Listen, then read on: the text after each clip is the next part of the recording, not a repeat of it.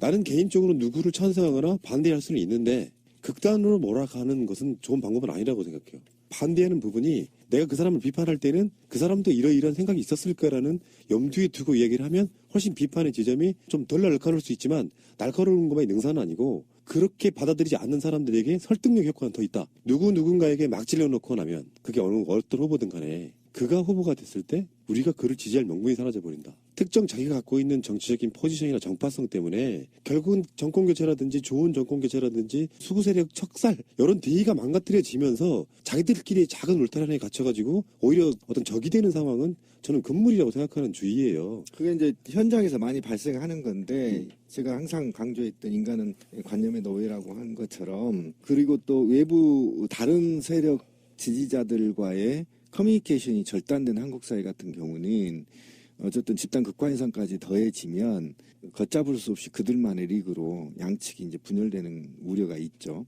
그런데 지금 사회는 아까 참 좋은 말씀 잘 하셨는데 저도 지지하는 후보가 따로 있어요. 솔직히 말하면 따로 있지만 현실을 반영해야 되고 이데아하고 구분해야 되기 때문에 어려움이 있는데 사실은 제가 최근에 공격을 많이 받아서 집에서 A4지에 한번 써봤어요. 과연 내가 진짜 좋아하는 후보는 누구인가.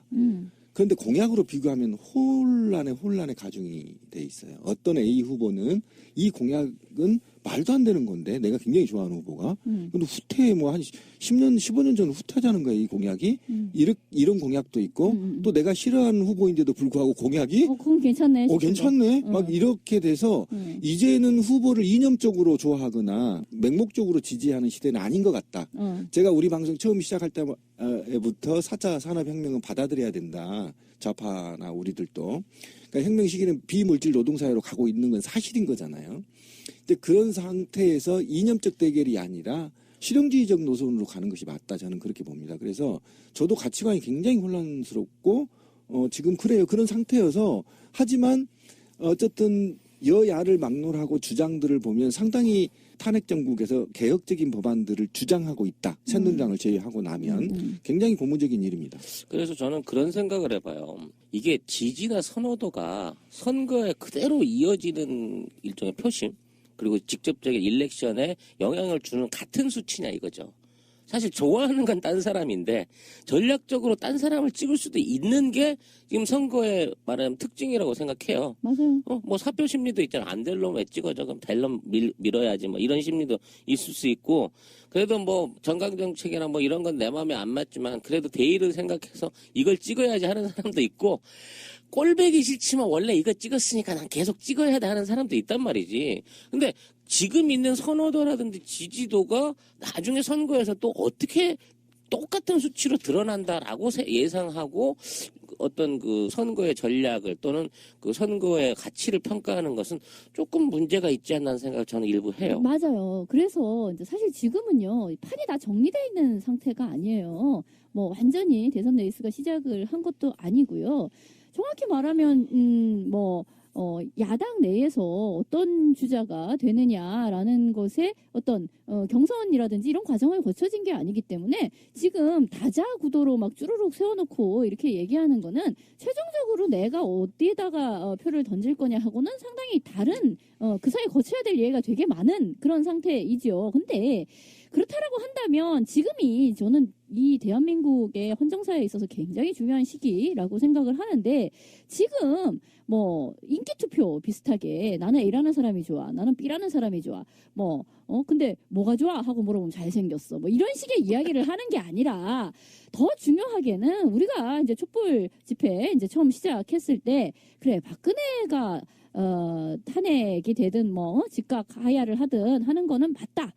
그거 이제 우리가 촛불 민심으로 확인하고 내는 거. 근데 방법은 뭐 탄핵으로 가냐 뭐로 가냐 했는데 어쨌든 탄핵의 기차에 올라탄 거고 그건 된다 치고 그렇다면 우리는 앞으로 박근혜 이후에 어떤 사회를 만들 것이냐에 대한 거대 구상을 가지고 만민 공동회도 열고 막 이런 이야기를 했었어요. 어떤 사회? 우리가 꿈꾸는 사회는 어떤 사회냐. 근데 그런 이야기는 많이 축소되어져 버리고 마치 정권 교체가 오로지 이 촛불 민심에 화답하는 하나의 목표인 양 얘기가 정리가 되면서 그래요. 물론 정권 교체도 우리가 어떤 사회를 만들 것이냐 하는 데 있어서 큰 고비 중에 하나예요. 누구와 함께 새 시대를 열 것이냐 하는 파트너십으로서 굉장히 중요한 것이기는 합니다. 그런데 더 문제는 그 사람과 함께 어떤 미래를 열 것이냐에 대한 정책과 아젠다에 대한 박터지는 구상과 지금 창이 열렸잖아요. 세상에 이렇게 좋은 시기가 어디 있겠어요.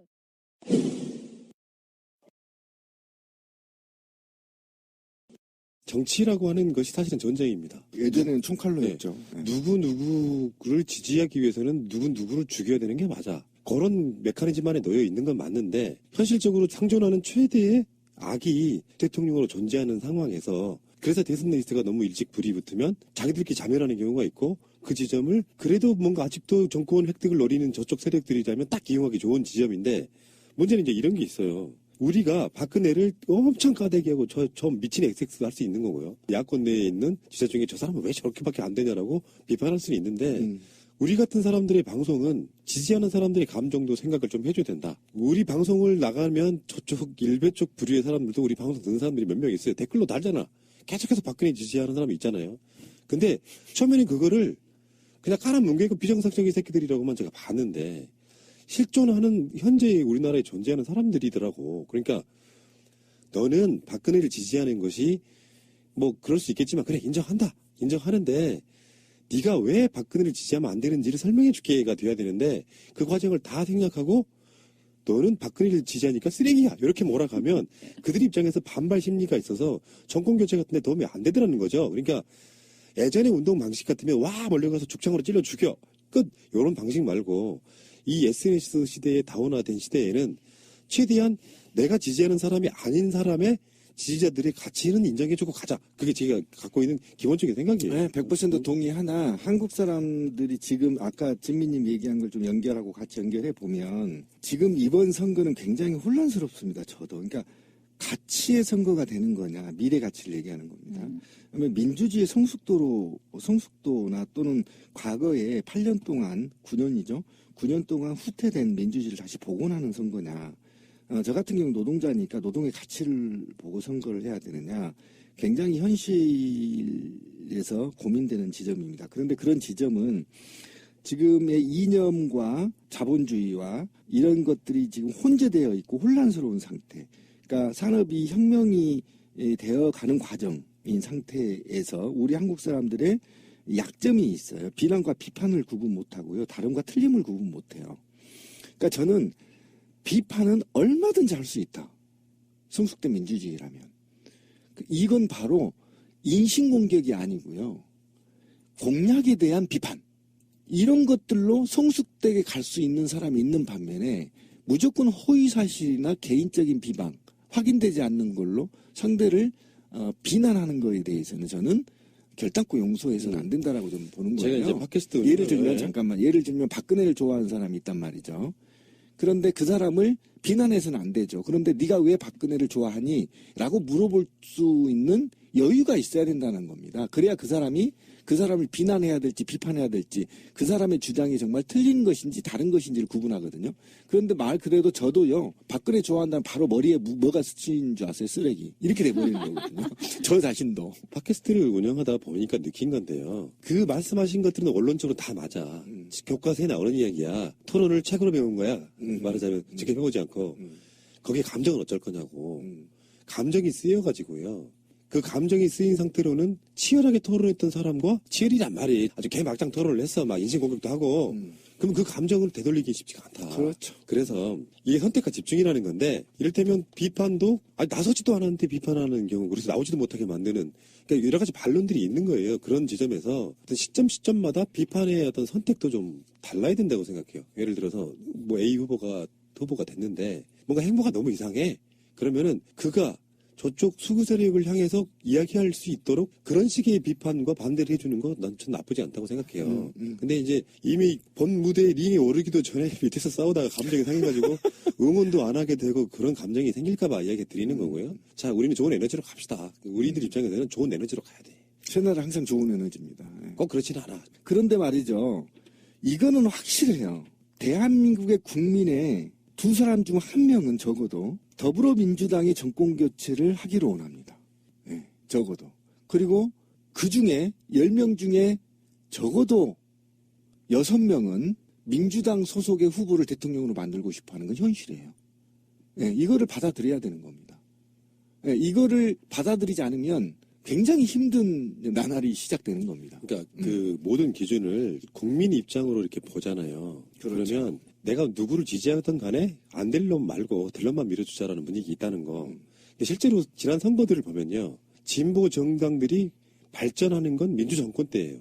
그러니까 앞에 수구 세력들이나 이런 사람들이 정치를 개판 말아놓고 있을 때는 그들의 존재 가치가 좀 떨어지는 측면도 있습니다. 근데 지금 이 시점에서 국민의 민도가 누구누구 후보에게 쏠리고 어떤 정당에게 몰린다라고 하는 것은 국민들이 어쩌면 현명한 선택을 하고 있는 거죠. 이럴 때는 당신네들이 지금 이 상황에서 가치는 인정하나 정권교체가 시급하니 정권교체 쪽으로 몰아주겠다라고 하는 그 민의가 사실은 정답일 수도 있다는 거죠. 어떤 면에서 보면 그렇다는 거예요. 무조건 좋다는 뜻이 아니라 그래놓고 민주정권을 만들어 놔서 진보 정당들이 뭔가 더 그 확장의 여지가 있을 때 그때 선거를 하면 진보 정당들이 지금까지 굉장히 좋은 결과를 얻었던 것도 사실이니까 국민적 민의도 인정해줄 때 인정해줘야 된다라고 생각을 들어요. 그거를 누가 인정하지 않는 사람은 없어요. 그러니까 지금 상황에서 정권 교체가 필요하다라는 거를 인정하지 않는 사람이 없습니다. 인정하고요. 그리고 지금 말씀하신 것처럼 그러면 정권 교체가 되어서 민주정부가 들어섰을 때 뭔가 좌파적인 색깔을 지닌 그런 정치 세력이 좀 더 대중적으로 확산될 수도 있는 좀 더 유리한 어떤 국면을 차지할 수 있는 것도 물론 그것도 있어요. 그렇기 때문에 지금의 상황에서는 어떤 선거 국면에서 사실 전략적으로 제휴할 수밖에 없는 거죠. 아니, 1대1 상황이면 뭐 웃자라고 방법이 없잖아. 그거를 인정하지 않는 아주 소수의 사람들이 있는데 이제 그런 것을 초자파라고 합니다. 근데 어쨌든 정말 아주 일부의 초자파를 제외하고는 결국은 선거에서 전략적 전술적 선택을 할 수밖에 없는데 더 중요한 거는 지금 가장 정권 교체의 주체가 될 것으로 보이는 그 세력이 과연 어떤 정체성을 가지고 앞으로 어떤 정부, 어떤 정권이 될 것이냐라는 것이 일종의 삿바싸움일 수 있다는 거예요. 문제는 자 그냥 까놓고 얘기를 합시다. 더불어민주당이 자 집권을 할 가능성이 굉장히 높잖아요. 된다 쳐요. 된다 쳤을 때 난 뭐 그건 되는 거는 절대 안 돼. 이렇게 생각하는 게 아니에요. 되겠지. 될 텐데 되면 지금 말하는 뭔가 오른쪽에 안희정이 끌고 왼쪽에 이재명이 있었습니다만 이재명의 세가 이제 지금 안희정에 비해서 밀리는 형국이에요. 자 이랬을 때 삿바 내지는 이 기준점 천칭의 기준점이 상당히 오른쪽으로 가고 있다. 라는 것을 우려하지 않을 수 없는 거예요. 오른쪽에 안희정, 왼쪽에 이재명이 서로 이런 정책, 뭐 저런 발언 등등을 하고 있는 동안에 문재인은 사실 정확하게 내가 이것은 반대하고 저것은 찬성한다라는 것을 정확하게 발언하지 않아요. 왜냐하면 그게 일종의 프리미엄 효과일 수도 있고요. 굳이 그럴 이유가 뭐가 있어? 라는 것이 있죠. 나는 두루두루 포괄해. 나는 관대하다. 이제 이런 메시지를 주면서 봐서 알겠지만 나는 안희정만큼 오른쪽은 아니야. 그런데 또 이재명만큼 왼쪽은 아니야. 중간 어둠이니까 알아서들 생각해. 라는 식으로 포지션을 취하고 있는 거일 뿐이죠. 그러니까 정확하게 자기 색깔을 낼 필요도 없는 거야, 말하자면. 양쪽에서 다들 떠들어주고 있네? 근데 나는 그 중간쯤 어둠애야. 알지? 이제 이런 건데, 결국 그거 속에서 제가 답답한 건 그거예요. 지금의 어떤 안희정이 열심히 끌면서, 사람들이 기본적으로 생각했던 참여정부의 친재벌적인 정책이라든지 신자유주의의 어떤 문제와 폐해를 극복해야 된다는 거는 나름 합의된 정도가 아니었었나? 라고 얘기하는데 아니 우리가 언제 그런 소리를 했어? 아니야, 절대 아니야. 재벌 개혁 그런 거 없어. 신자유주의가 뭐? 지금 우리가 극복해야 될 적폐는 뭐냐 하면 그 박근혜 정부가 보여줬던 것처럼 정경유착이라든가 저런 식의 비정상적인 자본주의 저거에 대해서는 우리가 막아야 되겠지. 그런 정도 얘기를 하는 거예요. 그러면 그래? 그럼 그거 아닌 거면 이를테면 MB 정권 때 이루어졌던 그냥 신자유주의 말하자면 재벌을 갖다 놓고 쪼는 방식이 아니라 재벌에 무한대의 자유를 열어두는 그거에 대해서는 그러면은 뭐 별로 고쳐야 될 게 없는 모양이네. 그거 얘기하는 거야 지금? 그러면 글쎄 하기 나름 아니겠어. 이런 식으로 마감하는 거에 대해서 우려하지 않을 수 없는 거예요. 이런 론이 있다고 생각해요. 예를 들어서 문재인이 이재명 스탠스였으면 이재명 지지율밖에 안 나올 수도 있는 거죠. 그러니까 삼지대 내 야권 내에서 안철수 같은 사람들이 계속해서 공격해야 되는 지점이 뭐냐면은 확장성이 없기 때문이라고 이야기를 하잖아요. 근데 그 확장성을 유지하기 위해서는 어느 쪽 수센터 취할 수 없는 건 당연할 수도 있어. 이런 반론이 필요한데 나는 큰 틀에서 이런 얘기는 해보고 싶어요. 김대중 정권은 잡았는데 최초의 정권 교체를 했는데 IMF가 이유가 들어서 사실은 신자유주의의 태동은 김영삼부터 시작하지만 그것을 급격히 받아들여서 비판도 많이 받았던 지점이 김대중 정부인데 결국엔 IMF 똥닦기 했단 말이에요. 그래서 다시 정권 재창출을 했어. 그렇죠. 근데 노무현은 또 그 당에서 주류도 아니었네. 그러니까 그 배신감을 이해는 해요. 최소한 김대중은 IMF 똥 닦느라고 힘들었다 치고 노무현은 도대체 그럼 뭐 했냐라고 공격을 해대다가 나중에는 어떻게 됐냐면은 개혁해 했는데 안 들어주는 것 같으니까 에라이 네가 더 나빠 하고 등 들어 서버린 거예요. 그게 현실이라고 저는 보는데 또 그 속에 안에 들어가 봤더니 마음대로 할 수 있는 구조는 아니었다. 그러면 그 순서가 이렇게 타임라인이라고 있다고 치면은 일단 바꿔. 그래도 아무리 못 넣었어도 노무현 하다못해 문재인 이재명 안희정이 이명박근혜보다 못하냐? 일단 이렇게 타임라인을 정해놓고 어느 순간에 딱 정권을 잡고 나면 그 상황에서 이렇게 생각해요. 감정이 막 상해가지고 니들은 어차피 정권 교체 해봤자 아무것도 안 하고 그냥 삼성 편들고 재벌 기억도 못할 놈들이잖아 하고 처음부터 등 돌리는 것보다야 우리가 요구하는 것들이 촛불 민심이 뭐였냐 그때 빨리 개혁해라고 속마음은 그럴 거 아니야. 문재인이나 안희정이나 이재명이나 누구나 다 개혁하고 싶을 거 아니에요. 이명박근혜에 반대하는 세력이라면. 근데 너무 눈치를 보니까 개혁하는 쪽의 어떤 그 스탠스가 좀 적어지기 때문에 상대적으로 또 이재명이 돋보이는 측면도 있는 거고. 그럴 때 감정 넣지 말고 쿨하게 아시죠? 우리 마음 개혁하세요. 이쪽에서 반대하는 깃발 들고 그 동력으로 새누리당 유하고 싸우게 만들어주면 된다. 그게 저는 타임라인의 어떤 시작이라고 보는 거예요. 제 입장은. 현실적 타협이고요. 네. 아까 지민님 얘기한 게 정책성과 주체성의 혼란이 있을 수 있어요. 그러니까 더불어민주당 한 번도요, 당명을 바꿨지만 정체성을 훼손한 적이 없고 변한 적이 없어요. 김구로부터 또는 김대중으로부터 또는 노무현으로부터의 정신, 그들이 갖고 있던 야권의 정신을 지금까지 한 번도 정체성을 바꿔본 적이 없고요. 후보들 개인별로의 주체성은 바꿀 수 있습니다. 그러나 그것이 더불어민주당의 전체의 정체성을 흔드는 건 한 번도 흔들어 보지 못했고 그 정체성을 흔들려다가 다 탈당해서 새로운 당을 만들고 있는 거죠. 어쨌든 그 얘기를 좀 얘기해 보면 복지국가를 지향하는 사람들의 강력한 대통령 후보 또는 노동자 국가를 지향하는 강력한 대통령 후보 이게 사실은 부재가 왜 있는 거냐. 그럼 우리는 나는 노동자이면서도 왜 민주당 후보만 찍어야 되는 거냐. 이 문제가 20년 전에도 고민했고 지금도 고민하는 사이가 된 거잖아요.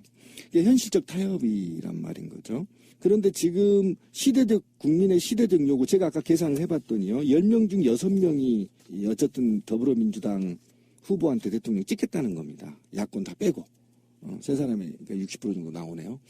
그러니까 이 정도의 막강한 사람의 마음을 이 시대, 노동과 비정규직을 없애야 하고 정규직화해야 하고 세계화에 대한 부작용을 보완해야 되고 그다음에 남북관계를 완화시켜야 되고 또 통일로 한 발 더 나가야 하고 이런 국제사회 그다음에 가치관이 모호한 사회 그다음에 다변화된 사회에서의 시민들은 더불어민주당을 선택하고 있는 겁니다. 그중에 문재인을 선택하게 되는 거죠. 그러면 왜 우리는 문재인을 선택해야 대중을 선택하고 있을까? 이거를 우리는 고민을 한번 해봐야 된다는 겁니다. 지금 왜 이 시대에 굳이 재수생 문재인을 선택할까 대중은? 왜요? 그럼 왜? 바로 가치에 투표하겠다는 겁니다. 어떤 가치? 민주적 가치. 그러니까 훼손된 공약보다 인물보다 그렇지. 문재인이 속해 있는 더불어민주당의 민주적인 가치를 보고 당연히 투표를 그런 한다는 거죠. 혹자는 노무현과 김대중이 갖고 있는 투영된 적자의 그렇죠. 적자라고 보는 거죠. 예, 적자의 가치에 투표를 하고 있는 겁니다. 근데 그 가치는 틀린 게 아니라 다른 거예요. 재밌는 토론 한번 해봅시다. 얼마 전에 문재인 대표가 노량진 학원가에 와서 무슨 얘기를 했냐면은 로스쿨을 만든 정부 입장에서 이것을 되돌리기는 힘들다. 계속 유지해야 된다. 그 기조를. 근데 최근에 이제 이재명 시장이 사법고시는 존치해야 된다 이렇게 가고 있거든요. 우리가 예전에 이런 토론 많이 했어요. 근데 특정으로 이제 느낌이 나왔잖아요. 물론 뭐 두 분 다 정치적으로 로스쿨을 없애고 사법고시 없애고 이런 관점이 아니라 로스쿨에 문제가 있지만 전반적인 방향성은 좋은 거잖아요. 신비님도 인정하시죠 그 부분은. 예, 저는 지금 할 얘기 정상적인 나라라면 로스쿨이 존치돼야 되는 부분도 있지만 그게 악용되니까 사법고시라고 하는 것을 존치를 해나가야 되는데 없애는 건 말이 안 된다. 이런 토론은 굉장히 건전하게 우리가 지금 건설적으로 한번 해볼 수 있다고 생각해요. 일단 여러분들 생각이 어때요? 후보 누구 입장을 찬성한다기보다는 로스쿨과 사법고시에 대한 생각들을 짧게 한번 들어보고 싶어요. 저는 무조건 그 사시 존치 내진 부활에 음. 그 한 표를 던지고 싶습니다. 이게 뭐 제 개인적인 의견이긴 하지만 일단 흑수저가 기성제도 안에서 사법부 또는 뭐 국가공무원 안에 권력직에 등용될 수 있는 사실상 마지막 길이 아닌가 싶어요. 이미 교육이 평형성을 잃어버린 가운데서 강북에선 서울대 가는 애들이 한 명도 없는 이 상황에서 만일 로스쿨이라든지 뭐 이런 방식의 그러니까 돈이 있고 배움이 있는 애들한테만 지속적으로 응시의 기회가 열리는 걸로 이게 문이 닫혀버린다고 하면 이제 옛날에 뭐 노무현이나 이재명 같은 그 흑수저의 신화는 도저히 재현될 방법이 없는 게 대한민국 아닌가 싶은 생각이 든단 말이죠.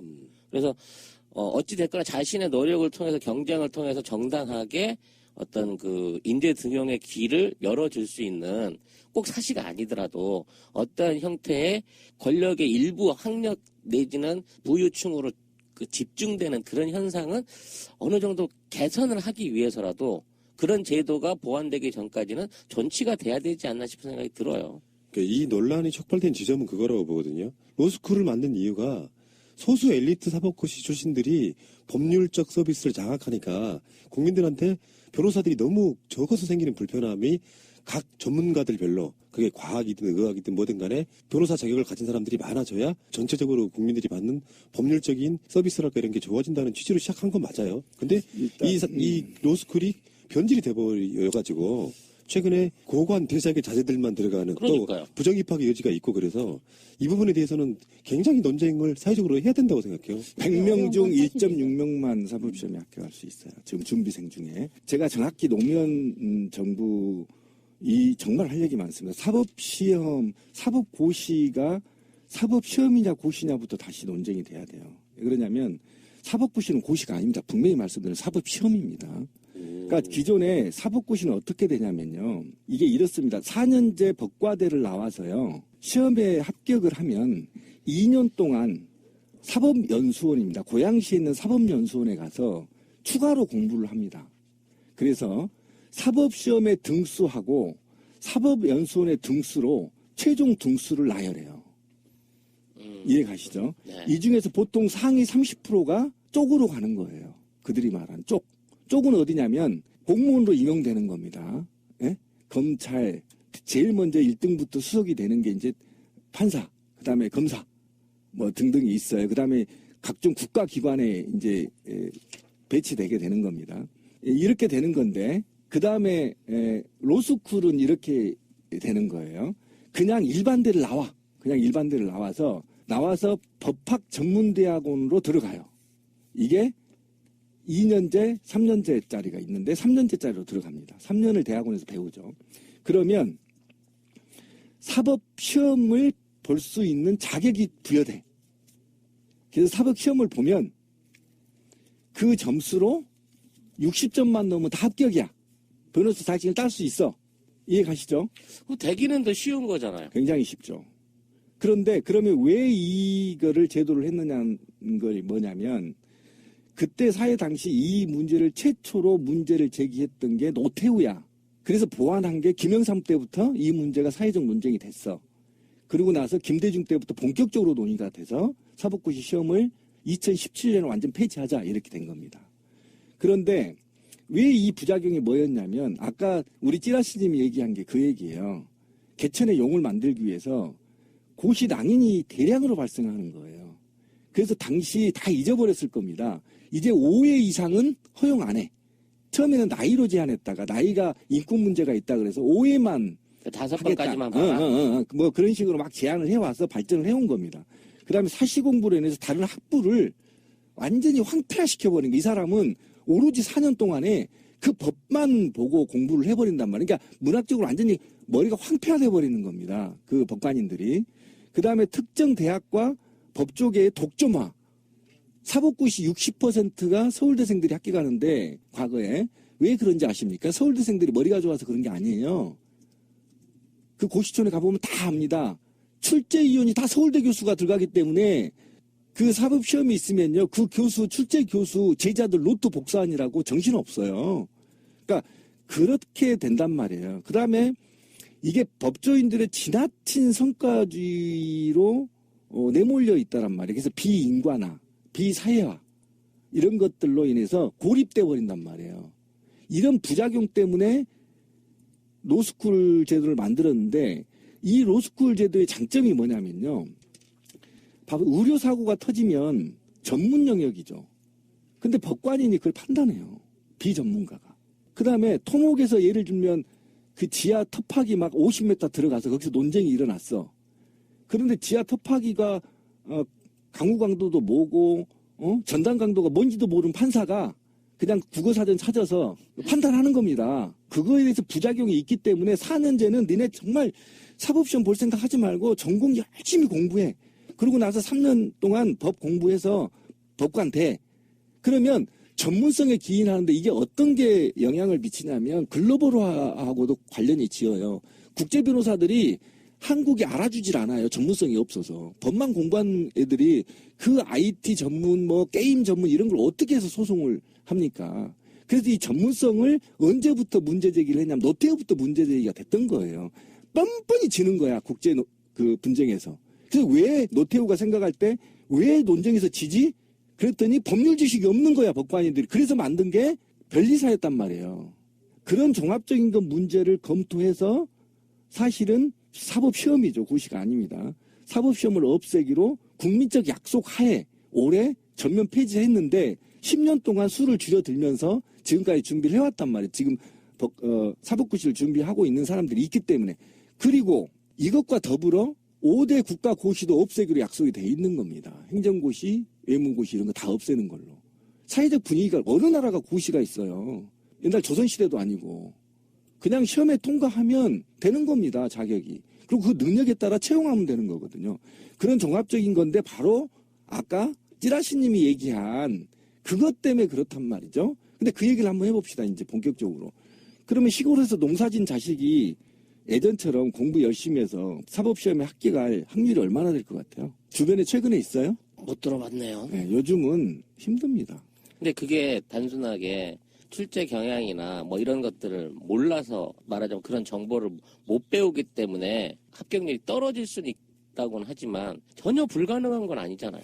그러니까 한 명의 한 기수에서 한두 명의 용을 만들기 위해서 수십만 명이 달려들어 공부한다는 게 이게 정상적인 나라예요. 한 명. 그것도 100명 중에 1.6명도 아니고 그 중에 한 400명에서 500명 정도를 뽑는데 그 중에 한 명 개천의 용을 만들기 위해서 이 사회적 낭비를 다 해야 돼요.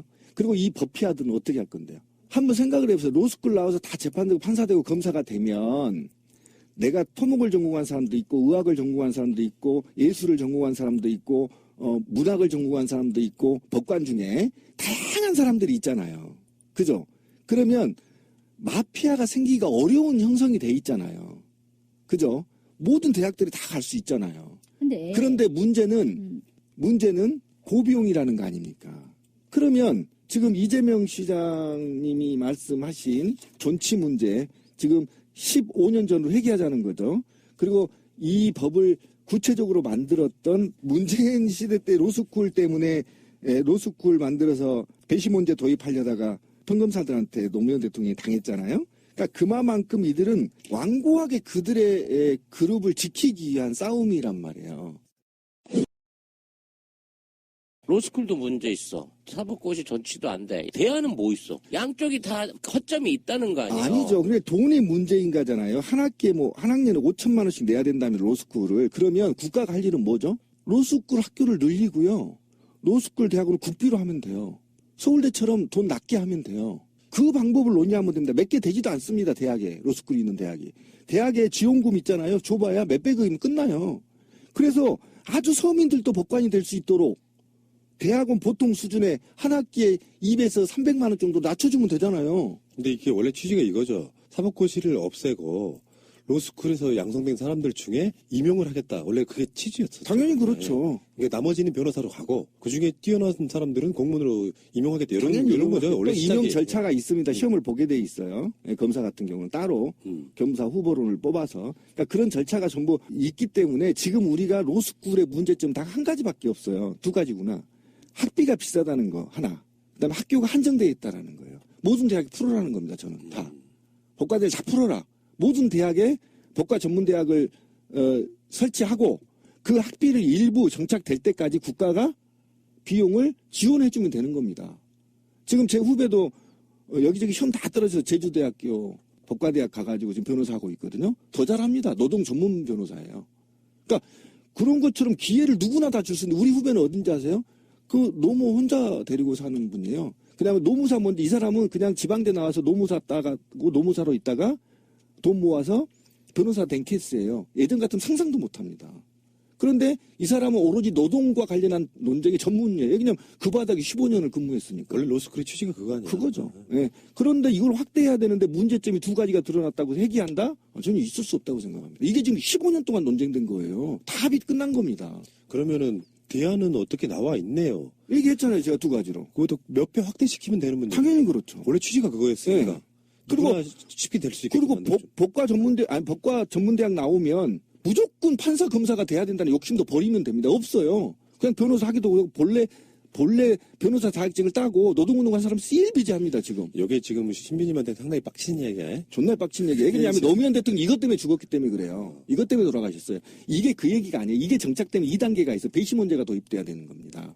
예를 들면 보시면 변호사가 계속 많이 양성되고 법에 대한 상식들이 국민 수준이 높아가면 배심원제가 도입돼야 됩니다.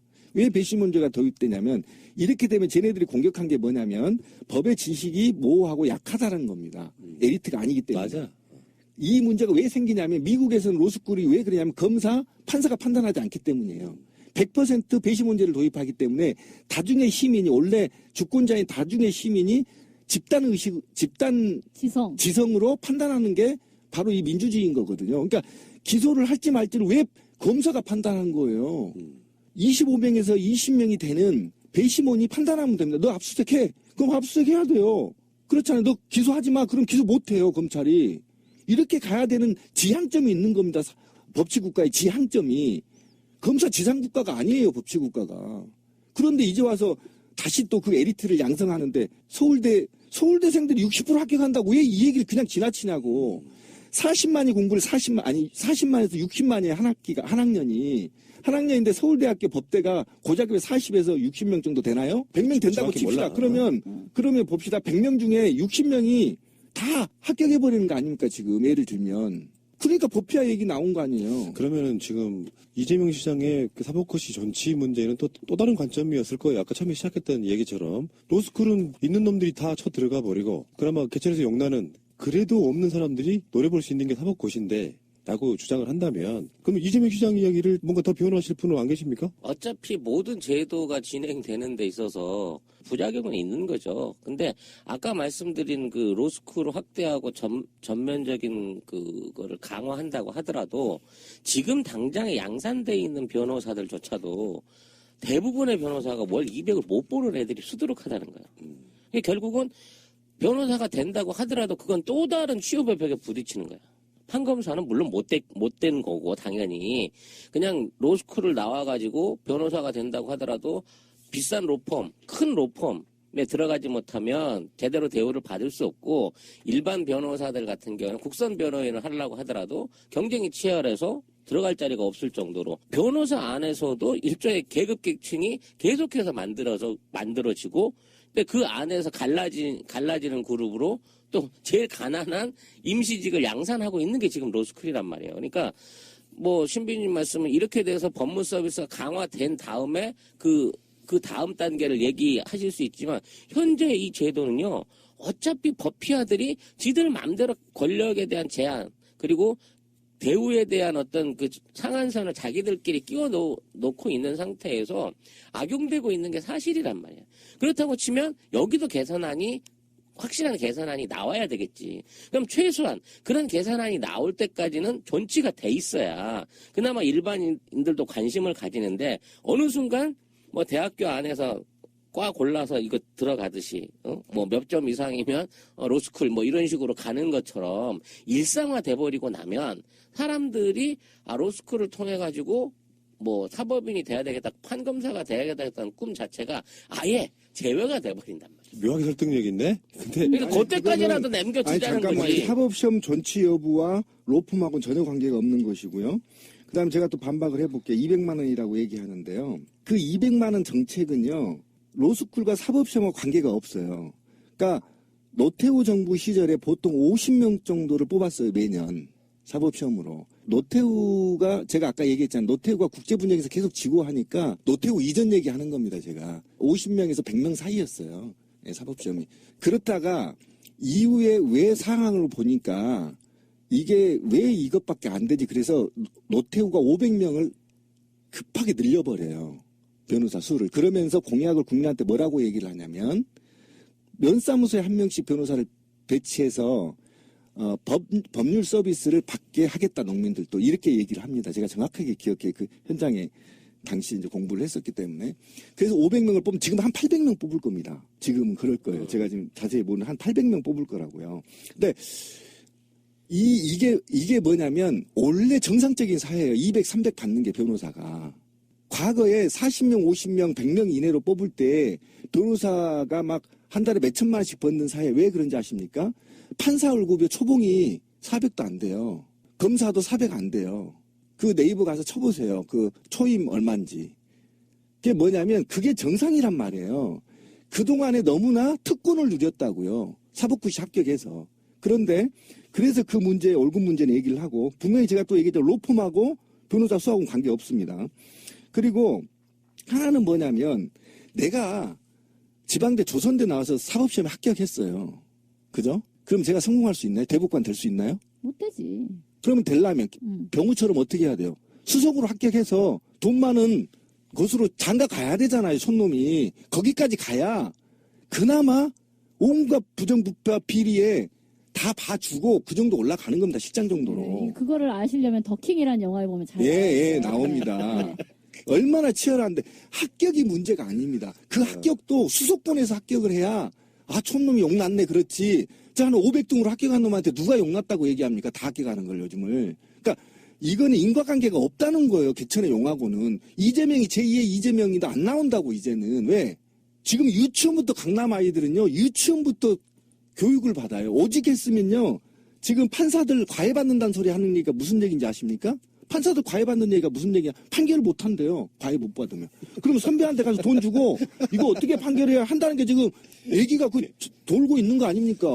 일단 이 분위기는 신비님이 상당히 우위에 서 있는 토론처럼 보여요. 왜 그러냐면 원래 취지가 그건데 그 취지가 지금 왜곡되어 있다고 해서 그걸 없앨 수는 없고 원래 취지대로 가자는 게 신비님 주장인 거잖아요. 그렇죠. 이제 좀 문제가 이제 건축 전공한 사람도 좀 변호사가 되고 검사가 돼야 된다는 거예요. 그러니까 판사도 아니 되고. 좋은 이야기이기는 해요. 근데 글쎄 그거대로 갔었으면 지금 이런 이야기가 안 나왔을 거고요.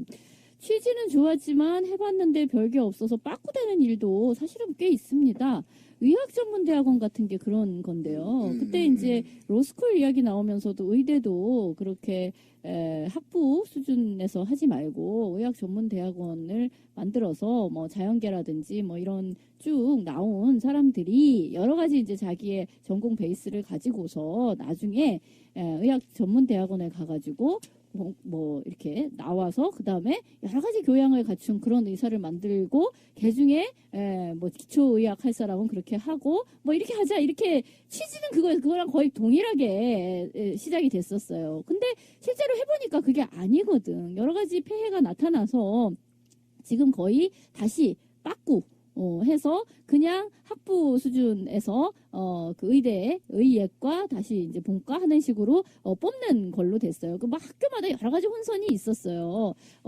2+4에다가 4+4의 편입학 그 생을 왕창 받는 뭐 그런 거를 절충식으로 하는 데도 있었고 학부는 전혀 뽑지 않고 4+4로만 가는 그런 대학도 있고 뭐 여러 가지가 있었는데 결과적으로는 그게 다 그냥 없었던 걸로 해줬어요. 같은 상태가 돼버렸거든요. 그러니까 근데 사실 거기에서 나타난 폐해나 여기에서 나타난 폐해나 상당히 좀 비슷한데 거기다 플러스 여기에서는 그 사법 개혁의 문제하고가 맞물리면서 사실은 더 사회적인 관심을 끌었던 문제라고 생각이 들거든요. 근데 지금 아까 찌라시님이 얘기한 것처럼 그래도 개천에서 용나는 케이스 어떤 상징적으로나마 이것이 남아있어야 하는 것이 아니냐? 라는 것이 사실은 이재명 시장이 어떤 추구하고 있는 바와 맞아 떨어지기 때문에 사람들에게 더 공감을 일으키고는 있다고 생각해요. 근데 저는 사실 그 말을 그다지 믿지 않습니다. 그러니까 무슨 소리냐면 개천에서 용난다라는 개념으로 하나의 그 상징적 사다리 자, 계층의 사다리 있어요, 여러분. 사법시험 공부하세요. 라는 그것이 결과적으로는 정말 상징일 뿐이지 실질적으로는 개천에서 용이 날 수 없다라는 신비님 말에 동의해요. 그러니까 오히려 개천에서 용이 날 수 없다라는 현재의 이 시스템을 은폐하는 효과로서 개천에서 용 날 수 있어. 존나 공부해서 사법시험 해. 그럼 너도 될 수 있어. 정말 그 한 명의 성공 사례를 가지고서 이 전체의 어떤 모순을 무마시켜내는 이상한 체제 선전적인 효과만을 지니고 있다는 건 맞아요. 그런데 문제는 지금 로스쿨에 대해서 신비님이 얘기한 것 같은 본래의 취지가 사람들에게 과연 설득이 되고 있느냐는 거예요. 약간만 보완하면 되는 거 아니겠어? 라고 받아들이기에는 이미 사람들이 믿지 않아. 전체의 이 로스쿨 자체가 다 금수저화 되었다라는 것을. 지금 신비님이 얘기한 그 사례는 신선해요. 제주대 로스쿨 가서 그런 사람도 있어 라고 얘기하지만 그거는 오히려 그것이 굉장히 소수처럼 느껴지고 훨씬 더 많은 사람들이 로스쿨은 결국 금수저, 적어도 은수저 이상의 사람들이 가는 것이다 라고 인식이 되었고 지금 말씀하신 것처럼 더 많은 로스쿨을 늘리고 거기를 국비를 지원해야 돼 라는 이야기는요 또 어떻게 들리느냐면은 결국 그러면 그쪽에다 돈을 다 써야 된다는 이야기일세가 되는 거예요. 아니, 그거는 내 짧은 생각이고요. 정리 좀 하겠습니다. 예를 들면 사법고시가 존치됨으로써 개천에서 용나는 사다리를 놔둬야 된다라고 하는 주장에 대해서 일부 공감하지만 정반대로 그 주장은 그 논리로 깰 수가 있다고 저는 생각이 들거든요. 용이 날기가 너무 힘들어. 그러니까 그 주장은 그 주장으로 깰 수가, 그 같은 논리로 깰 수가 있다고. 그런 식으로 시스템을 안 만들려고 만든 게 로스쿨이기 때문에. 그러니까 개천에서 용난다는 것 자체의 그런 사회적인 아젠다를 없애줘야 되는 문제 때문에 로스쿨이 만들어졌는데 그게 현실적으로는 저는 그렇게 생각해요. 로스쿨을 확대하자는 의견에 100% 동감. 그러니까 취지가 특권없이 같이 말자 하잖아요. 그렇죠. 사법고시 붙었다고. 그러니까 지금도 로스쿨 출신과 사법고시 출신이 자기들끼리 뭐 계급고시 갖는 것처럼 그렇죠. 그걸 깨줘야 된다는 건데 그 지난한 싸움이 될 것 같고요. 근데 이런 토론 정말 바람직하다. 근데 이런 게 정책 토론 아니에요? 예, 이제. 근데 25세에 합격해서 검사가 돼요. 한번 생각을 해보십시오. 저는 이것도 문제가 있다는 겁니다. 그러니까 뭐냐면 현장에서 변호사 역할을 한 5년 하다가 검사로나 이렇게 임용이 되고 판사로 돼야지 현장 경험이 전혀 없는 자가 판례만 보고 또는 선배가 해주는 오다만 따서 저는 검찰이요 지침이 있다는 것도 또 이해 못해요. 검찰이 얼마나 웃긴 조직이냐면요 조사 받아본 사람 아마 알 거예요. 예. 이번에 공무집행은 굉장히 엄하게 다루는 지침 때문에 죄송해요 기소할게요. 이런 얘기를 해요 저한테. 뭐야 그게? 옛날에 말도 안 당해본 거야. 되는 겁니다. 예.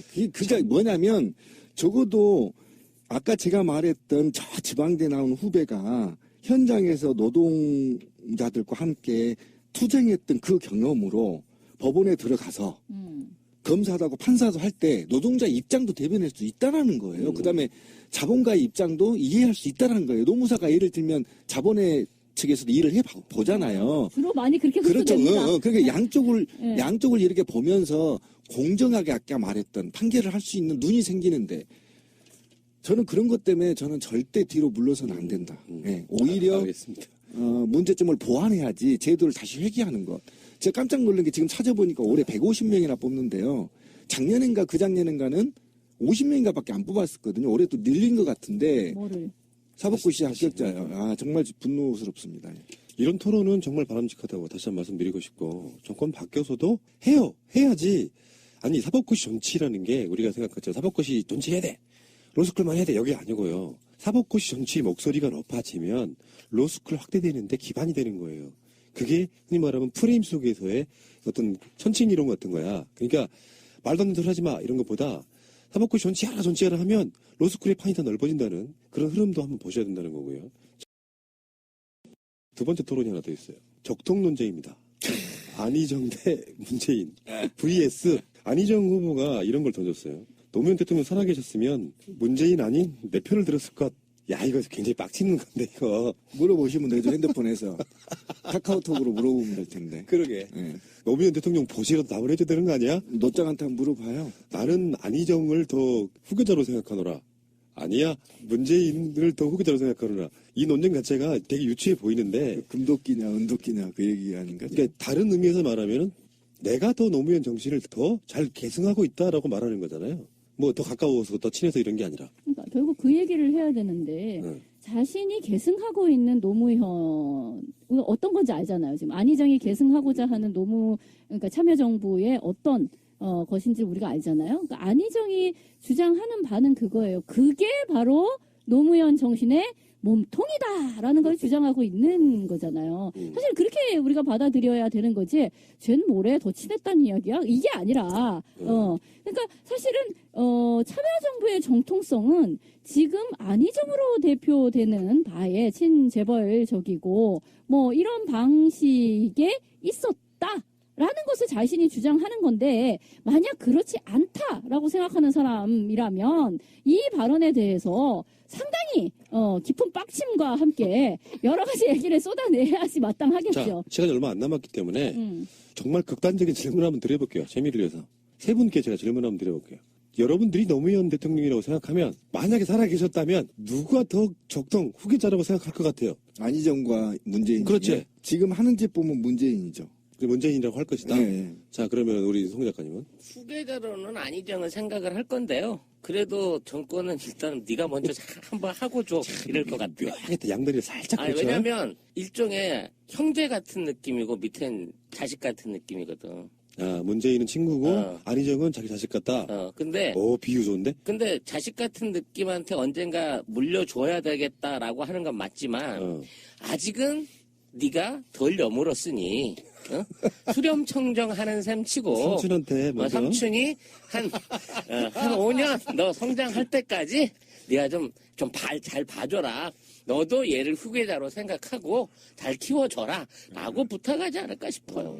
아, 이건 뭐 거의 왕정 내지 유훈 통치 뭐 거의 그 수준의 이야기를 하고 재밌자고 하는 있어서 이야기잖아요. 나는 좀 어이가 없고요. 저는 노무현이라고 한다면 그 사람이 가지고 있었던 본래의 캐릭터는 사실 후계자를 별로 키우지 않는 캐릭터가 아닌가 싶어요. 이를테면 그러니까 굉장히 뭐 제왕적이라서 후계자를 키우지 않는다 이런 개념이 아니라 후계자는 뭔 놈의 후계자요. 각자 자신의 개성대로 하는 거지 내가 그랬듯이 라고 하겠죠. 그리고 더 중요한 거는 누구한테 기대려고 하는 방식이 아니라 내 거 내가 읽어서 하는 게 내 독고다이 방식이야 라고 할 테고 그러려면 굉장히 어려운 싸움이지만 적진에 들어가서 열라 제일 선봉에 서서 싸우는 게 굳이 말하자면 내 정신을 이어받는 사람이 아닐까? 자꾸만 측근이니 뭐니 이런 식의 얘기를 하지 않고 독자적인 자신의 어떤 인생 전체를 걸고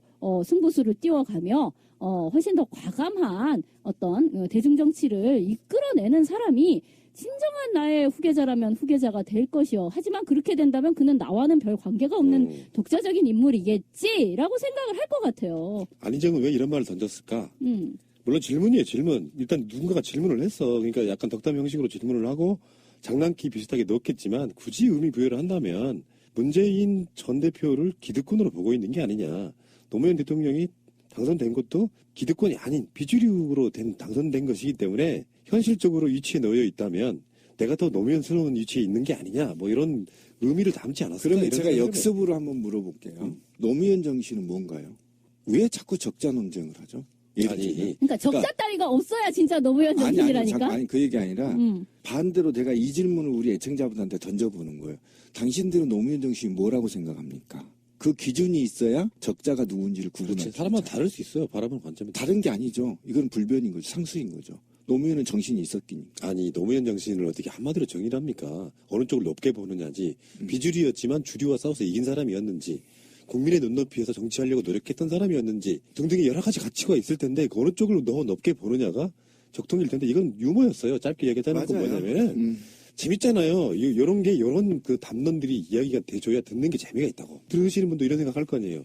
맞아. 그러고 보니까 노무현 대통령을 누가 더 닮았을까? 이런 생각도 해볼 수 있다고 저는 생각이 들고요. 그래서 제가 옛날에 한 말이 있어요. 하는 걸로만 보면 더 노무현스러운 건 문재인이나 안희정이 아니고 이재명일 수도 있다. 아니겠어요? 네. 그러니까 뭐 어떤 계보 이런 걸 떠나가지고. 그러니까 다 사람마다 다를 수 있다는 맞아요. 거죠. 예. 그래서 제가 두 사람이냐고 물어봤는데 노무현 정신의 대표적인 건요. 지역주의 타파고요. 참여정치입니다. 국민 참여정치. 예, 이게 모티브예요. 그래서 깨있는 시민의 조직된 힘. 권력이 아닌 시민이 스스로 욕망을 갖고 국가를 상식이 통하는 사회로 만드는 것. 예. 그걸 대통령이 만드는 게 아니라 시민이 직접 국가의 권력을 통제하는 사회. 그 사회를 원하는 게 노무현 정신이에요. 그렇죠. 예. 알겠습니다. 좋은 토론이었습니다. 특히 사법고시 정치 관련 부분은 신비님이 굉장히 압도적인 토론을 했다고 생각해요. 해본 사람이니까 알지. 네, 예전에 그러니까. 15년 전에 그 그러니까. 얘기죠. 그때 정말 치열했어요, 광장에서. 예. 치의 선거가 되는 거냐, 미래 가치를 얘기하는 겁니다. 그러면 민주주의의 성숙도나 또는 과거에 8년 동안, 9년이죠. 9년 동안 후퇴된 민주주의를 다시 복원하는 선거냐. 저 같은 경우 노동자니까 노동의 가치를 보고 선거를 해야 되느냐. 굉장히 현실에서 고민되는 지점입니다. 그런데 그런 지점은 지금의 이념과 자본주의와 이런 것들이 지금 혼재되어 있고 혼란스러운 상태. 그러니까 산업이 혁명이 되어 가는 과정인 상태에서 우리 한국 사람들의 약점이 있어요. 비난과 비판을 구분 못하고요. 다름과 틀림을 구분 못해요. 그러니까 저는 비판은 얼마든지 할 수 있다. 성숙된 민주주의라면. 이건 바로 인신공격이 아니고요. 공약에 대한 비판. 이런 것들로 성숙되게 갈 수 있는 사람이 있는 반면에 무조건 허위사실이나 개인적인 비방, 확인되지 않는 걸로 상대를 비난하는 거에 대해서는 저는 결단코 용서해서는 안 된다라고 좀 보는 제가 거예요. 이제 팟캐스트 예를 들면 네. 잠깐만 예를 들면 박근혜를 좋아하는 사람이 있단 말이죠. 그런데 그 사람을 비난해서는 안 되죠. 그런데 네가 왜 박근혜를 좋아하니? 라고 물어볼 수 있는 여유가 있어야 된다는 겁니다. 그래야 그 사람을 비난해야 될지 비판해야 될지 그 사람의 주장이 정말 틀린 것인지 다른 것인지를 구분하거든요. 그런데 말 그대로 저도요. 박근혜 좋아한다면 바로 머리에 뭐가 스친 줄 아세요? 쓰레기. 이렇게 돼버리는 거거든요. 저 자신도. 팟캐스트를 운영하다 보니까 느낀 건데요. 그 말씀하신 것들은 원론적으로 다 맞아. 교과서에 나오는 이야기야. 토론을 책으로 배운 거야. 말하자면 직접 해보지 않고. 거기에 감정은 어쩔 거냐고. 감정이 쓰여가지고요. 그 감정이 쓰인 상태로는 치열하게 토론했던 사람과 치열이란 말이 아주 개막장 토론을 했어. 막 인신공격도 하고. 그럼 그 감정을 되돌리기 쉽지가 않다. 그렇죠. 그래서 이게 선택과 집중이라는 건데 이를테면 비판도 나서지도 않았는데 비판하는 경우 그래서 나오지도 못하게 만드는 그러니까 여러 가지 반론들이 있는 거예요. 그런 지점에서 어떤 시점마다 비판의 어떤 선택도 좀 달라야 된다고 생각해요. 예를 들어서 뭐 A 후보가 됐는데 뭔가 행보가 너무 이상해. 그러면은 그가 저쪽 수구 세력을 향해서 이야기할 수 있도록 그런 식의 비판과 반대를 해주는 거 난 전 나쁘지 않다고 생각해요. 근데 이제 이미 본 무대 링에 오르기도 전에 밑에서 싸우다가 감정이 상해가지고 응원도 안 하게 되고 그런 감정이 생길까봐 이야기 드리는 거고요. 자, 우리는 좋은 에너지로 갑시다. 우리들 입장에서는 좋은 에너지로 가야 돼. 채널은 항상 좋은 에너지입니다. 예. 꼭 그렇지는 않아. 그런데 말이죠. 이거는 확실해요. 대한민국의 국민의 두 사람 중 한 명은 적어도 더불어민주당이 정권교체를 하기를 원합니다. 네, 적어도. 그리고 그 중에 10명 중에 적어도 6명은 민주당 소속의 후보를 대통령으로 만들고 싶어하는 건 현실이에요. 네, 이거를 받아들여야 되는 겁니다. 네, 이거를 받아들이지 않으면 굉장히 힘든 나날이 시작되는 겁니다. 그러니까 그 모든 기준을 국민 입장으로 이렇게 보잖아요. 그렇죠. 그러면 내가 누구를 지지하든 간에 안 될 놈 말고 될 놈만 밀어주자라는 분위기 있다는 거. 근데 실제로 지난 선거들을 보면요. 진보 정당들이 발전하는 건 민주정권 때예요. 그러니까 앞에 수구 세력들이나 이런 사람들이 정치를 개판 말아놓고 있을 때는 그들의 존재 가치가 좀 떨어지는 측면도 있습니다. 근데 지금 이 시점에서 국민의 민도가 누구누구 후보에게 쏠리고 어떤 정당에게 몰린다라고 하는 것은 현재 그런 소리를 했어. 아니야, 절대 아니야. 재벌 개혁 그런 거 없어. 신자유주의가 뭐? 지금 우리가 극복해야 될 적폐는 뭐냐 하면 그 박근혜 정부가 보여줬던 것처럼 정경유착이라든가 저런 식의 비정상적인 자본주의 저거에 대해서는 우리가 막아야 되겠지. 그런 정도 얘기를 하는 거예요. 그러면 그래? 그럼 그거 아닌 거면 이를테면 MB 정권 때 이루어졌던 그냥 신자유주의 말하자면 재벌을 갖다 놓고 쪼는 방식이 아니라 재벌에 무한대의 자유를 열어두는 그거에 대해서는 그러면은 뭐 별로 고쳐야 될 게 없는 모양이네. 그거 얘기하는 거야 지금? 그러면 글쎄 하기 나름 아니겠어. 이런 식으로 네. 마감하는 거에 대해서 우려하지 않을 수 없는 거예요. 이런 논이 있다고 생각해요. 예를 들어서 문재인이 이재명 스탠스였으면 이재명 지지밖에 안 나올 수도 있는 거죠. 그러니까 삼지대 내 야권 내에서 안철수 같은 사람들이 계속해서 공격해야 되는 지점이 뭐냐면은 확장성이 없기 때문이라고 이야기를 하잖아요.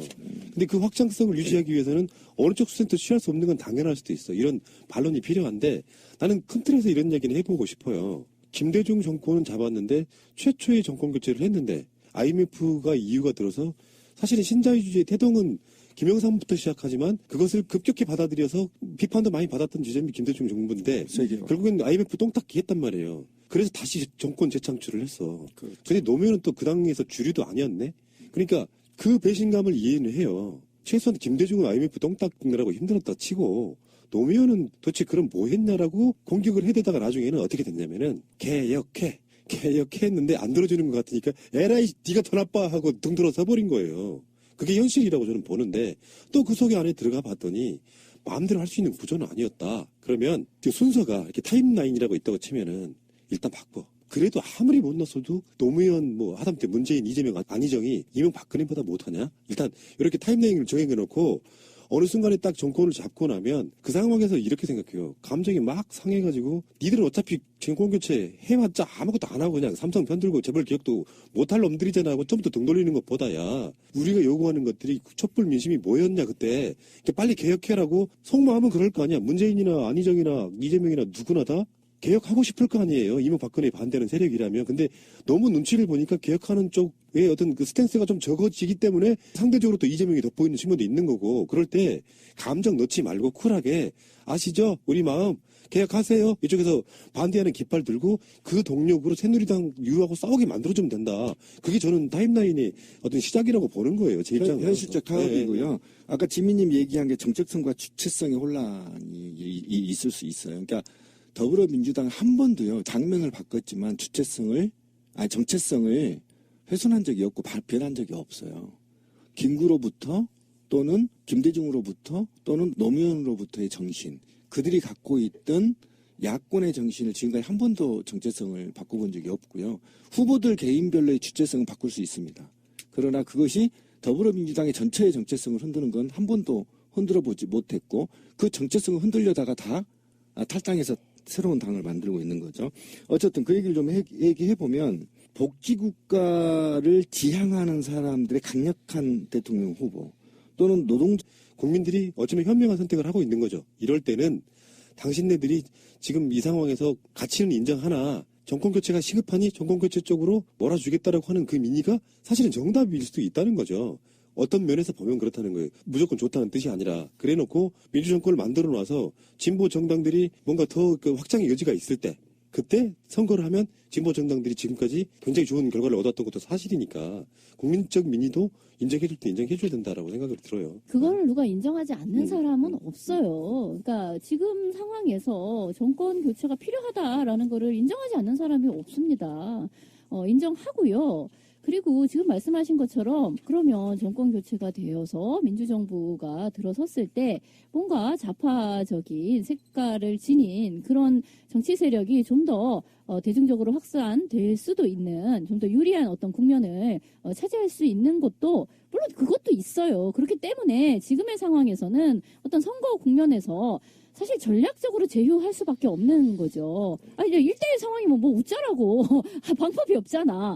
그거를 인정하지 않는 아주 소수의 사람들이 있는데, 이제 그런 것을 초자파라고 합니다. 근데 어쨌든, 정말 아주 일부의 초자파를 제외하고는 결국은 선거에서 전략적, 전술적 선택을 할 수밖에 없는데, 더 중요한 거는 지금 가장 정권 교체의 주체가 될 것으로 보이는 그 세력이 과연 어떤 정체성을 가지고 앞으로 어떤 정부, 어떤 정권이 될 것이냐라는 것이 일종의 삿바싸움일 수 있다는 거예요. 문제는 자 그냥 까놓고 얘기를 합시다. 더불어민주당이 자 집권을 할 가능성이 굉장히 높잖아요. 된다 쳐요. 된다 쳤을 때 난 뭐 그건 되는 거는 절대 안 돼. 이렇게 생각하는 게 아니에요. 되겠지. 될 텐데 되면 지금 말하는 뭔가 오른쪽에 안희정이 끌고 왼쪽에 이재명이 있었습니다만 이재명의 세가 이제 지금 안희정에 비해서 밀리는 형국이에요. 자 이랬을 때 삿바 내지는 이 기준점 천칭의 기준점이 상당히 오른쪽으로 가고 있다. 라는 것을 우려하지 않을 수 없는 거예요. 오른쪽에 안희정, 왼쪽에 이재명이 서로 이런 정책 뭐 저런 발언 등등을 하고 있는 동안에 문재인은 사실 정확하게 내가 이것은 반대하고 저것은 찬성한다라는 것을 정확하게 발언하지 않아요. 왜냐하면 그게 일종의 프리미엄 효과일 수도 있고요. 굳이 그럴 이유가 뭐가 있어? 라는 것이 있죠. 나는 두루두루 포괄해. 나는 관대하다. 이제 이런 메시지를 주면서 봐서 알겠지만 나는 안희정만큼 오른쪽은 아니야. 그런데 또 이재명만큼 왼쪽은 아니야. 중간 어드매니까 알아서들 생각해. 라는 식으로 포지션을 취하고 있는 거일 뿐이죠. 그러니까 정확하게 자기 색깔을 낼 필요도 없는 거야, 말하자면. 양쪽에서 다들 떠들어주고 있네? 근데 나는 그 중간쯤 어둠에야. 알지? 이제 이런 건데, 결국 그거 속에서 제가 답답한 건 그거예요. 지금의 어떤 안희정이 열심히 끌면서, 사람들이 기본적으로 생각했던 참여정부의 친재벌적인 정책이라든지 신자유주의의 어떤 문제와 폐해를 극복해야 된다는 거는 나름, 합의된 정도가 아니었었나?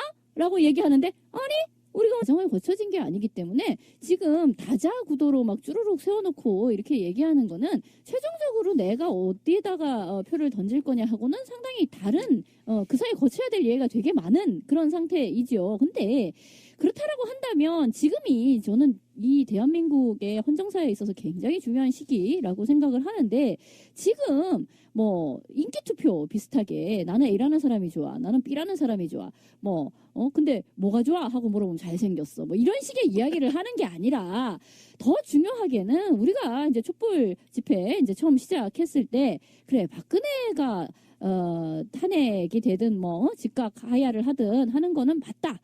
그거 이제 우리가 촛불 민심으로 확인하고 내는 거. 근데 방법은 뭐 탄핵으로 가냐 뭐로 가냐 했는데 어쨌든 탄핵의 기차에 올라탄 거고 그건 된다 치고 그렇다면 우리는 앞으로 박근혜 이후에 어떤 사회를 만들 것이냐에 대한 거대 구상을 가지고 만민공동회도 열고 막 이런 이야기를 했었어요. 어떤 사회? 우리가 꿈꾸는 사회는 어떤 사회냐. 근데 그런 이야기는 많이 축소되어져 버리고 마치 정권 교체가 오로지 이 촛불 민심에 화답하는 하나의 목표인 양 얘기가 정리가 되면서 그래요. 물론 정권 교체도 우리가 어떤 사회를 만들 것이냐 하는 데 있어서 큰 고비 중에 하나예요. 누구와 함께 새 시대를 열 것이냐 하는 파트너십으로서 굉장히 중요한 것이기는 합니다. 그런데 더 문제는 그 사람과 함께 어떤 미래를 열 것이냐에 대한 정책과 아젠다에 대한 박터지는 구상과 지금 창이 열렸잖아요. 세상에 이렇게 좋은 시기가 어디 있겠어요.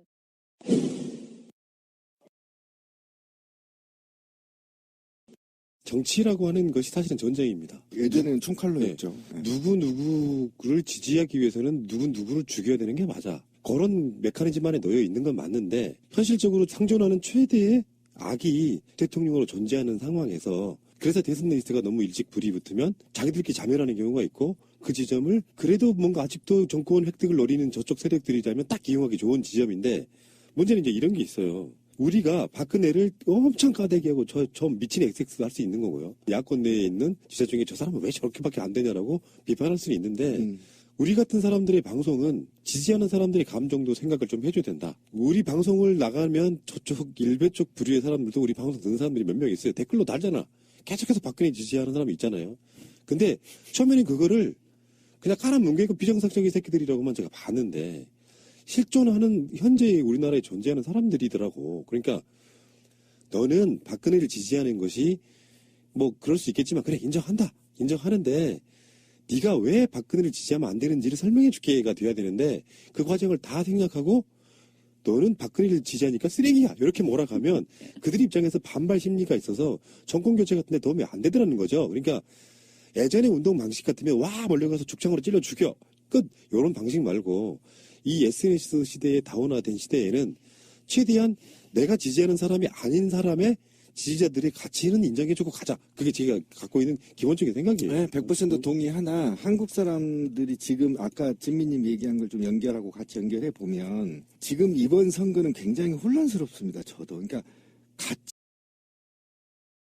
나는 개인적으로 누구를 찬성하거나 반대할 수는 있는데 극단으로 몰아가는 것은 좋은 방법은 아니라고 생각해요. 반대하는 부분이 내가 그 사람을 비판할 때는 그 사람도 이러이러한 생각이 있었을 거라는 염두에 두고 이야기를 하면 훨씬 비판의 지점이 좀 덜 날카로울 수 있지만 날카로운 것만이 능사는 아니고 그렇게 받아들이지 않는 사람들에게 설득력 효과는 더 있다. 누군가에게 막 질러놓고 나면 그게 어떤 후보든 간에 그가 후보가 됐을 때 우리가 그를 지지할 명분이 사라져버린다. 특정 자기가 갖고 있는 정치적인 포지션이나 정파성 때문에 결국은 정권교체라든지 좋은 정권교체라든지 수구세력 척살 이런 대의가 망가뜨려지면서 자기들끼리 작은 울타리에 갇혀가지고 오히려 어떤 적이 되는 상황은 저는 금물이라고 생각하는 주의예요. 그게 이제 현장에서 많이 발생하는 건데 제가 항상 강조했던 인간은 관념의 노예라고 한 것처럼 그리고 또 외부 다른 세력 지지자들과의 커뮤니케이션이 절단된 한국 사회 같은 경우는 어쨌든 집단 극과 현상까지 더해지면 걷잡을 수 없이 그들만의 리그로 양측이 이제 분열되는 우려가 있죠. 그런데 지금 사회는 아까 참 좋은 말씀 잘 하셨는데 저도 지지하는 후보가 따로 있어요. 솔직히 말하면 따로 있지만 현실을 반영해야 되고 이데하고 구분해야 되기 때문에 어려움이 있는데 사실은 제가 최근에 공격을 많이 받아서 집에서 A4지에 한번 써봤어요. 과연 내가 진짜 좋아하는 후보는 누구인가. 그런데 공약으로 비교하면 혼란의 가중이 돼 있어요. 어떤 A 후보는 이 공약은 말도 안 되는 건데 내가 굉장히 좋아하는 후보가 근데 후퇴 뭐 한 10년 15년 전 후퇴하자는 거예요. 이 공약이 이런 공약도 있고 또 내가 싫어하는 후보인데도 불구하고 공약이 그건 괜찮네. 괜찮네. 막 이렇게 돼서 이제는 후보를 이념적으로 좋아하거나 맹목적으로 지지하는 시대는 아닌 것 같다. 제가 우리 방송 처음 시작할 때부터 4차 산업혁명은 받아들여야 된다. 좌파나 우리들도. 그러니까 혁명 시기는 비물질 노동사회로 가고 있는 건 사실인 거잖아요. 근데 그런 상태에서 이념적 대결이 아니라 실용주의적 노선으로 가는 것이 맞다. 저는 그렇게 봅니다. 그래서 저도 가치관이 굉장히 혼란스럽고 지금 그래요. 그런 상태여서 하지만 어쨌든 여야를 막론하고 주장들을 보면 상당히 탄핵 정국에서 개혁적인 법안들을 주장하고 있다. 새누리당을 제외하고 나면 굉장히 고무적인 일입니다. 그래서 저는 그런 생각을 해봐요. 이게 지지나 선호도가 선거에 그대로 이어지는 일종의 표심 그리고 직접적인 일렉션에 영향을 주는 같은 수치냐 이거죠. 사실 좋아하는 건 딴 사람인데 전략적으로 딴 사람을 찍을 수도 있는 게 지금 선거의 말하면 특징이라고 생각해요. 맞아요. 뭐 사표 심리도 있잖아. 안 될 놈 왜 찍어줘? 그럼 될 놈 밀어야지. 뭐 이런 심리도 있을 수 있고 그래도 뭐 정강정책이나 뭐 이런 건 내 마음에 안 맞지만 그래도 대의를 생각해서 이걸 찍어야지 하는 사람도 있고 꼴배기 싫지만 원래 이거 찍었으니까 난 계속 찍어야 돼 하는 사람도 있단 말이지. 근데 지금 있는 선호도라든지 지지도가 나중에 선거에서 또 어떻게 똑같은 수치로 드러난다라고 예상하고 어떤 그 선거의 전략을 또는 그 선거의 가치를 평가하는 것은 조금 문제가 있지 않나 하는 생각을 저는 일부 해요. 맞아요. 그래서 이제 사실 지금은요, 판이 다 정리되어 있는 상태가 아니에요. 뭐 완전히 대선 레이스가 시작을 한 것도 아니고요. 정확히 말하면 야당 내에서 어떤 주자가 되느냐라는 것에 어떤 경선이라든지 이런